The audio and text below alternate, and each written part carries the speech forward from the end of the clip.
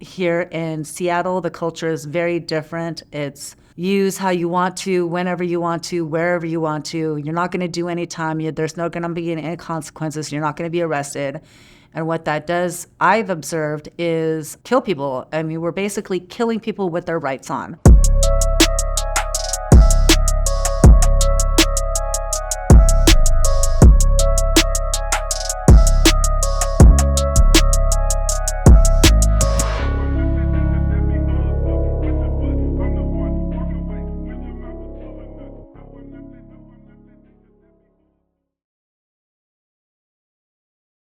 My name is Tamara. I was born in Seoul, Korea.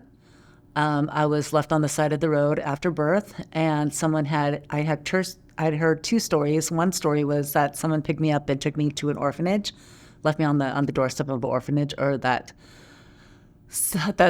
my mom just left me on the door of an orphanage. I was adopted by German Mormons, and the mother caretaker was very unwell and extremely abusive. And so I had made the decision at 12 years old to run away and live on the streets because it was to save my life. And then that's where I had met up with a couple of women who taught me how to turn tricks and to cook up crack and to shoot coke. And, they let me bring tricks in the back of their house. And I've been through 3 rapes, and I've been through kidnapping. I've been kidnapped and stuck in the back of a trunk. I've had a lot of different trauma throughout my homeless experience. I have 25 years homeless experience cumulatively. I got clean in September 1st of 2007. And I got clean through a 12-step fellowship. I found out what that 12-step fellowship was in Los Angeles, California, because I grew up in Los Angeles. I stole a car from Denver, drove to LA, and I saw like an advertisement for if you have a drug problem. And so I ripped off one of the numbers, and I called the number, and just was welcomed by like these women that smelled clean, and they were pretty, and they hugged me and held me tight and told me to keep coming back. And I never experienced that because like living on the streets and living under bridges and sleeping in dumpsters, like I saw people like cross the street to sidestep me, and I could actually hear people locking their doors while I was crossing the street. So like that kind of like being touched like a human being I hadn't experienced that probably since I was 6 months old. So then what had happened is I had ran away when I was 12, and I was in a group home, and then I emancipated myself out. So I aged out when I was 18, and they considered me emancipated, and started working in a titty bar in downtown LA. I changed my drugs of choice to something legal and socially acceptable, and my disease continued to progress because I didn't realize that anything that is mind-altering is a drug, and it changes my state of mind and how I feel, and it affects my mental capacity. So then I had got, emancipated myself and asked questions of other employees there. How do you get an apartment? How do you get this? And so I saved up money and got a little studio apartment in Hollywood. And then I got a computer, and this was when AOL first came out, and I put in my father's name, and it put up all the names and addresses of the phone numbers of my adopted father, who was gone. And he asked me, I asked him if he had a daughter named Tamara Middlestat, and he said yes. And he said, come to Wyoming. I've been looking for you. And so I thought I didn't have a lot going on in LA, so I flew to Wyoming, and I lived there for about 10 years and started working in a biker bar there.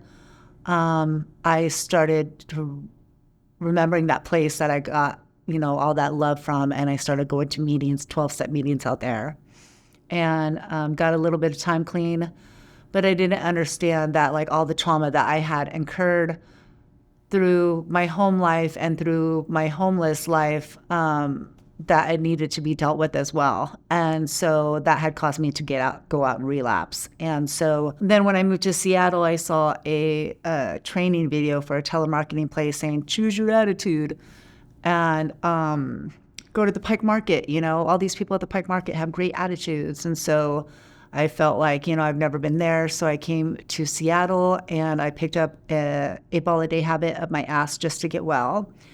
And then my hustle was, because I wasn't prostituting anymore, was to find somebody who was dealing dope and they would keep me well and I would be their girlfriend. And then when all their money was gone, then I had no use for them anymore. And I didn't have any hustle except selling my food stamps. And so then I had remembered where I had felt that love. And so I went back to this place called the Recovery Cafe, and they let me stay there all day and attend different 12-step meetings and then go back to my homeless shelter on 3rd Avenue and wait for a bed. And so I did that for a while and I got some time clean. I got a sponsor and followed the guidelines that, asking them, how do you do this? How do you do that? And it helped me to stay clean and put some time together. I've been clean ever since. That was September 1st, 2007. Since then, I have worked with animals. I have been in the human service field since 2014. The first place I worked at was a nonprofit that followed a lot. Well, basically, most of the Pacific Northwest follows the harm reduction model, which I really liked because I like meeting clients where they're at. I liked helping them not spread the virus AIDS or hepatitis C, but where the lack and disconnect that I found was that there was no follow through on that. I liked the part about meeting clients where they were at and like building that rapport so they felt safe to come to me if they wanted to get clean or if they wanted to change their behavior. But I didn't like that there's no support in between that. And so what ends up happening is they end up enabling the people, and maybe the 1 or 2 or 3 or 4 or 5 people that they can actually, I wouldn't say save, but can help to change their behavior to where like they live a more fulfilling life without the use of drugs and alcohol or being on the streets. But I see it every night when I work, and I work for the government now, and it just doesn't.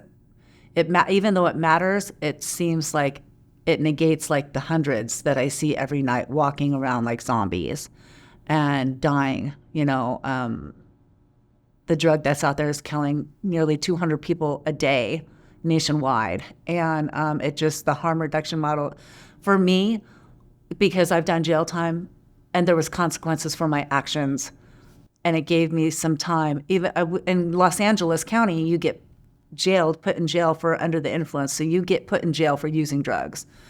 And so here in Seattle, the culture is very different. It's use how you want to, whenever you want to, wherever you want to. You're not going to do any time. There's not going to be any consequences. You're not going to be arrested. And what that does, I've observed, is kill people. I mean, we're basically killing people with their rights on. And so that's why I was really interested when I got the invitation to participate in something like the Overcomers Initiative, because I want to see big, huge change in like how we are approaching things, because it's not serving people. It's not serving the majority of the people, and we're not saving lives. We're killing people.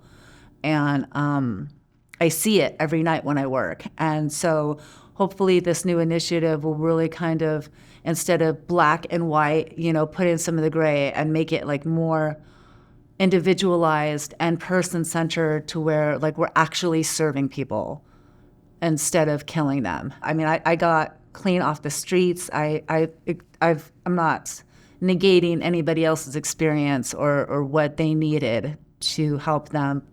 But treatment is never a part of my story.